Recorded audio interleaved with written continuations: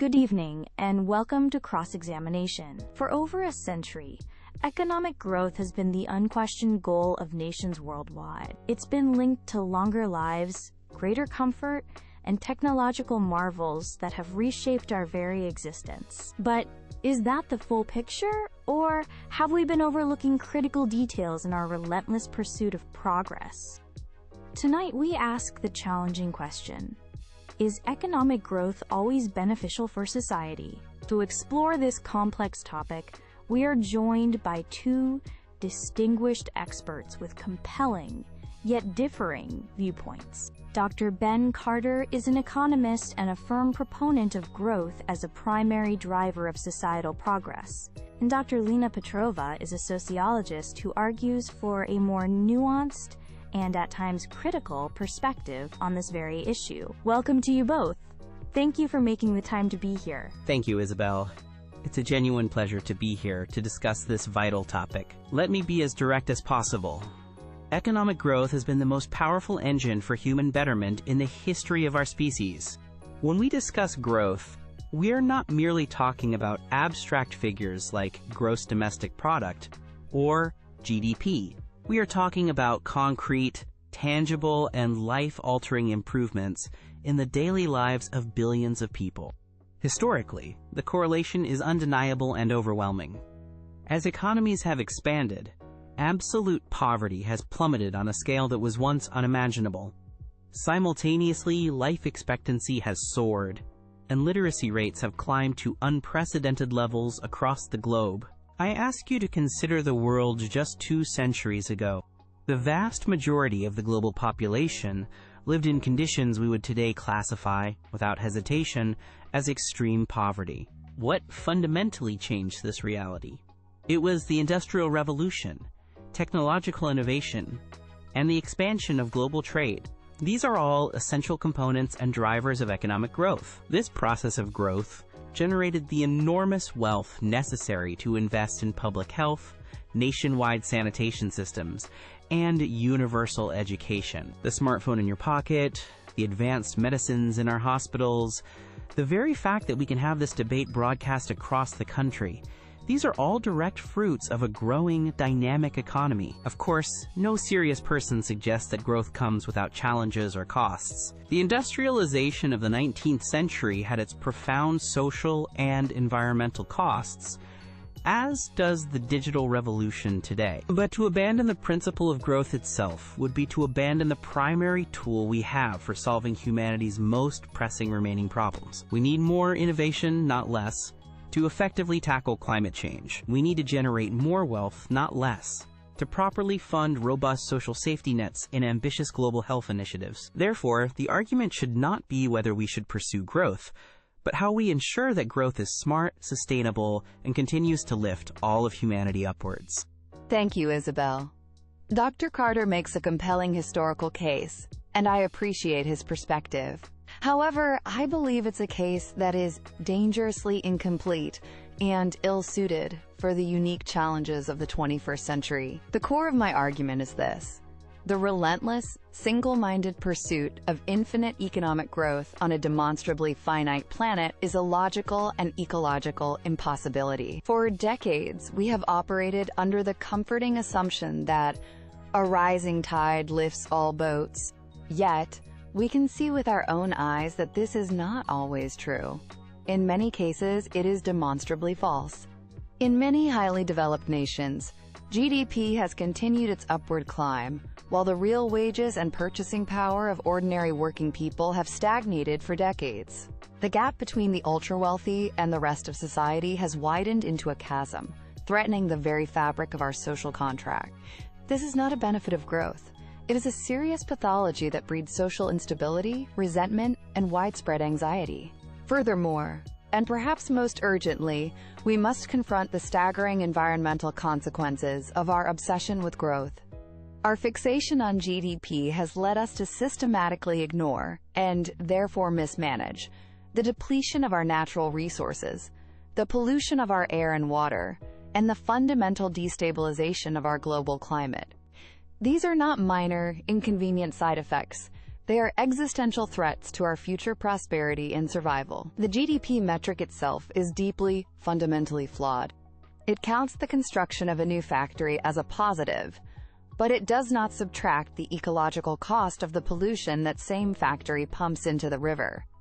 It absurdly values a traffic jam for the gasoline it consumes and the repair work after accidents, but it completely ignores the stress, lost time, and diminished well-being of the people stuck in it. It is high time for a paradigm shift in our thinking. We must urgently move beyond the crude, simplistic measure of GDP and start measuring what truly matters to human lives. This includes our physical and mental health, the strength and resilience of our communities, and the long-term sustainability of our environment. True progress should mean a better quality of life, not just an endless accumulation of more things. Dr. Petrova raises powerful points. Dr. Carter, she describes a model where growth primarily benefits a select few, while the substantial environmental and social costs are paid by the many. How do you reconcile the continued pursuit of growth with these severe consequences? It's a crucial question, Isabel, but I believe it presents a false choice. The idea that we must choose between economic growth and environmental health is an outdated 20th century concept. The modern solution, and the one we should be focused on, is, quote, green growth. The wealth, the innovation, and the research and development funding generated by a dynamic economy are precisely what we need to develop and deploy solar panels, carbon capture technology, and sustainable agriculture at scale. Without the capital investment that comes from a growing economy, funding this essential green transition would be a fiscal impossibility.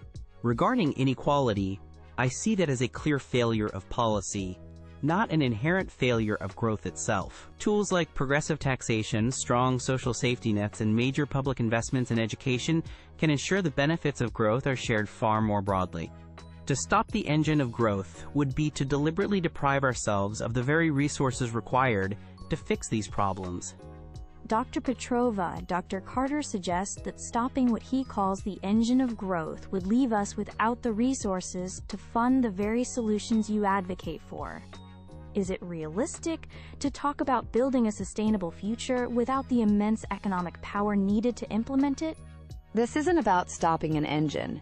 It's about learning to steer the vehicle in a completely different direction. The quote, grow first, clean up later model, which Dr. Carter's argument implies, has been an evident and catastrophic failure. We are now in a dangerous position where the accumulated environmental damage is so severe that it is beginning to create a significant drag on the economy itself.